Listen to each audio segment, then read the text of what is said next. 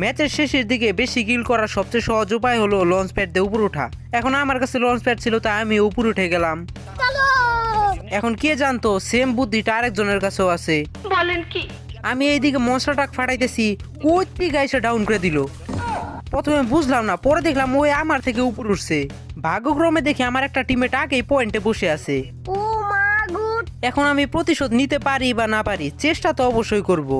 নামার সময় লক্ষ্য করলাম আমার শিকারটা এখন ওইখানেই আছে। নামার সাথে সাথে একটা গ্লোয়াল মেরে দিলাম, কারণ আমি চাই না আগের মতো অবস্থা হোক। লুট নেওয়ার পরে খেয়াল করলাম ওর ওইখানে একটা প্লেয়ার নামছে। এখন আমি শুধু অপেক্ষা ছিলাম থার্ড পার্টি করার জন্য, কারণ থার্ড পার্টি মানে শান্তি। কেমন লাগে এখন? প্রতিশোধ নেওয়ার পরও ভুলে গেলে চলবে না আমরা উপরে কেন আসছিলাম, কিল করার জন্য। কিল না করে এখান থেকে যাইতেছি না।